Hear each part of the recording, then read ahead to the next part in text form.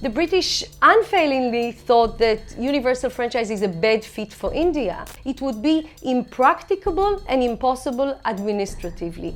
And then, at independence, Indian bureaucrats decide to make it possible.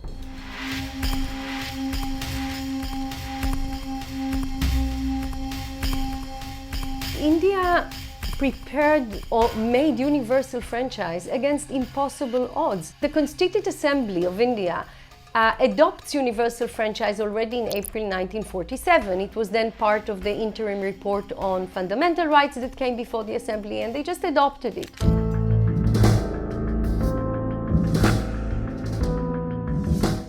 The Constituent Assembly Secretariat realizes that to actually prepare a roll of all adult Indians for the first elections under universal franchise of enrolling, more than 173 million people, right? The largest list of voters in democratic history at the time, and in fact in India since then, would be a huge work, and they have to start. So this is happening at the midst of the partition of India that was tearing the population and the territory apart. You had about 18 million refugees around the country, the killings and tragedy of partition.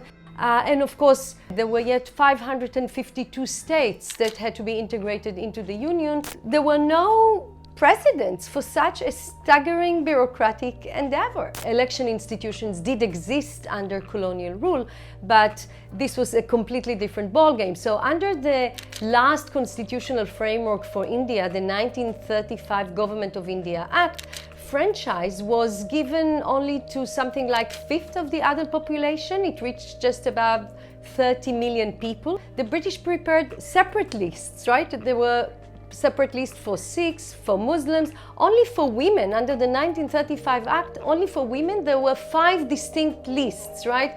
For women who are married to government pensioner, army officer, etc., right? So the franchise was given in a very narrow way, very divided way, and the notion of imagining all Indians as all adult equal for the purpose of authorizing government was beyond the imagination of colonial bureaucracy. What was also beyond the imagination of the colonial bureaucracy was the whole idea of universal franchise. 85% of the people were illiterate. 85% of the population never voted for a representative in a legislative body before, and 50% of that prospective electorate were women who did not even recognize themselves always as individuals, but as wife of, widow of, daughter of, etc. And indeed, when they begin to do the registration, in some places, for example in UP, some women insist to be enrolled as wife of, daughter of, etc., as was in fact done under colonial elections. But at that time, the government of India and the provincial government say, you can't do that. You're individuals, you have to be registered on the roll under your own name. And what they're trying to do, so for example, in UP, the government of UP releases press communiques where the government says, we're anxious that every man and women will be registered on the roll. And they start propaganda, they recruit women social workers to try and help with the enrollment of women. Ultimately, what is happening though is that in the final list of voters just before the elections, the first elections that actually took place far later between October 1951 and February 1952, 2.8 million women were struck off the roll because they were still registered as wife of, widow of, etc. And the then first Chief Election Commissioner of India, Sukumar Sen, said we cannot let them be on the roll like that, and we'll work this towards the next election.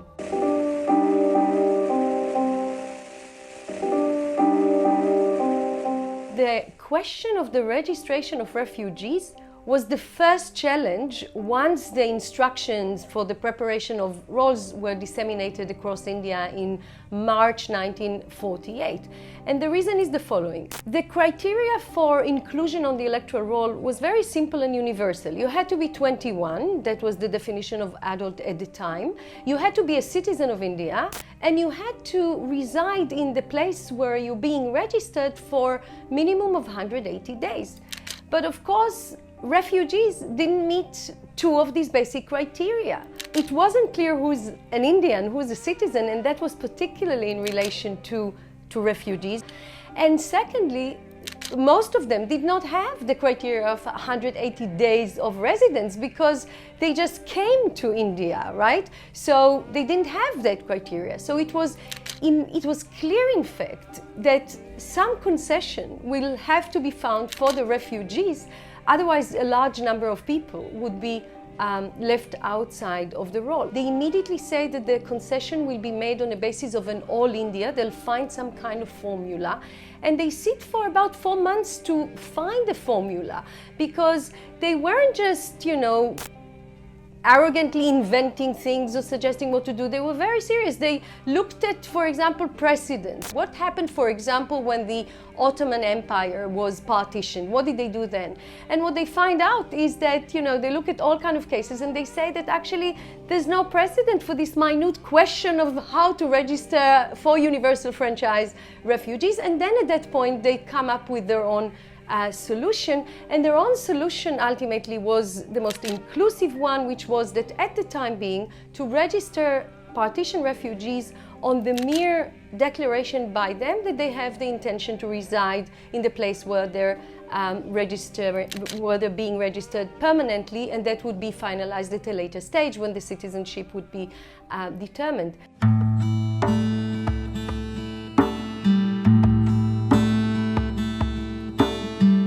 They send letters to all the premiers of the provinces and the princely states at the time and tell them, this is what we're thinking of doing.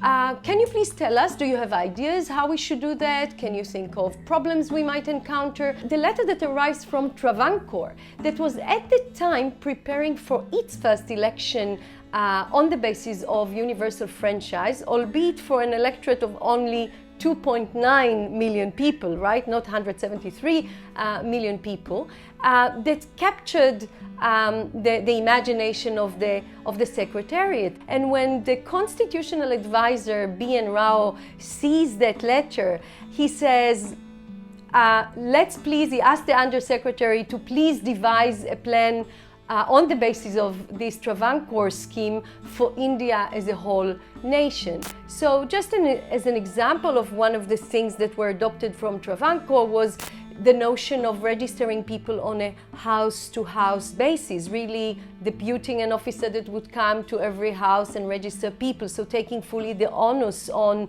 registering people and making sure that they're inclusive. The preparation of the first roll on the basis of adult franchise played a very significant role in sustaining democracy in India.